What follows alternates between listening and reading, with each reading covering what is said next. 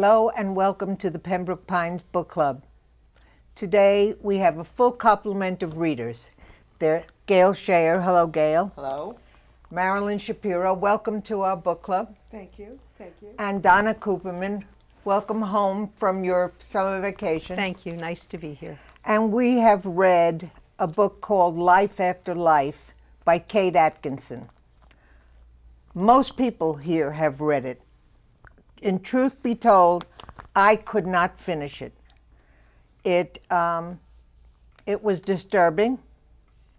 It was, I have never put down a book in mid-reading except this time because I was not enjoying it and I'm getting too old to read things I don't enjoy. What'd you think, Gail? Well, when I first got the book, I thought the concept was very interesting. I was really looking forward to reading the book. When I started it, I thought this is really going to be a good book. As I read, I got more and more confused and more disturbed. The book doesn't seem to follow the thought process very carefully. She jumps back and forth between centuries, between wars, between marriages. It is the story of a child who's born and dies, and then the next page the child is born again. And this is the theme of the book. But it's not well developed. It's not well developed, and it's not reincarnation. No, it's because not she keeps getting reborn as the same person.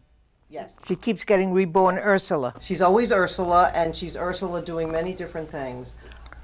There's a point where they talk about her having a sixth sight or the ability to know what's going to happen, but that's never developed either. I think maybe Kate Atkinson should have taken one phase of this book and written a book about one particular aspect of it. Good.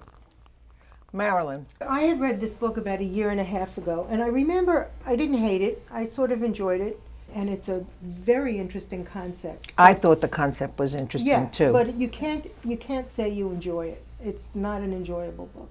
There are parts of it that are interesting. As a girl, she winds up in Germany. This part takes place in the 30s, and she winds up in Germany living with a family, and she meets a guy.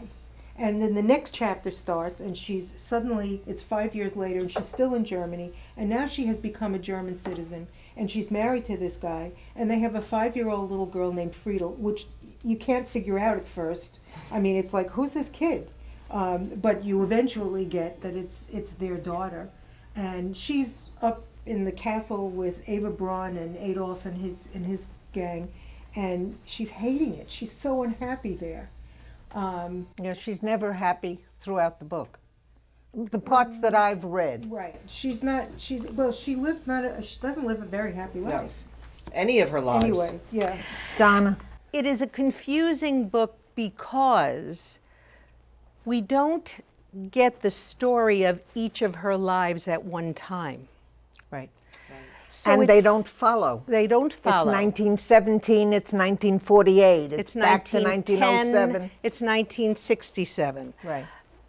So we don't see one capsule of her life.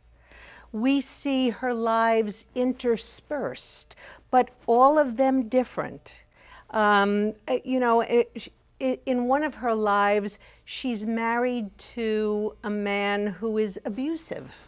Each of her lives has, so many threads of unhappiness. It's a frustrating book. I think for me, the most significant element of this book was that level of frustration that I felt as I was reading it. And yet, I have to say, I was driven to finish it, because I actually read it before I knew that we were going to review it. And so I needed to finish it because I needed to know how she was going to tie it together. And I don't think she ever did. She didn't. She doesn't. No. So I would say, if you're interested in reading something that will frustrate you but will be very challenging, And something you've never read before. innovative, clearly innovative, then by all means subject yourself to it. But it is a very difficult book to read, despite the rave reviews that it has received. See, that was what I didn't understand. I didn't I kept understand that reading either. rave reviews of Me it too. and saying, what are they talking Are, about? are we talking about the same book? Witty and hilarious. Yeah. This book is Yes. called Life After Life. And it is. It's life after life after life after life after life. And it's written by Kate Atkinson. And I don't know if this is her first book. No, I don't it's think not. so. definitely not. No, no, she's It's got her a third or sequel. fourth. Yeah. I can't recommend it because I didn't finish it.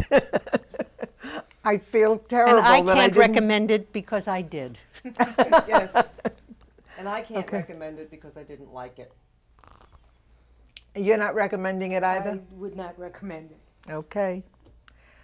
So don't read Life After Life by Kate Atkinson, but it's an intelligently written book, and it's got some very interesting premises that I don't think she followed through properly. And if she had, it would have been a very different, probably a very good book.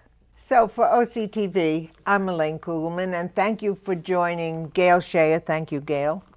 Marilyn Shapiro, thank you so much. And Donna Cooperman, as always, thank you. Thank you. And we'll see you next time.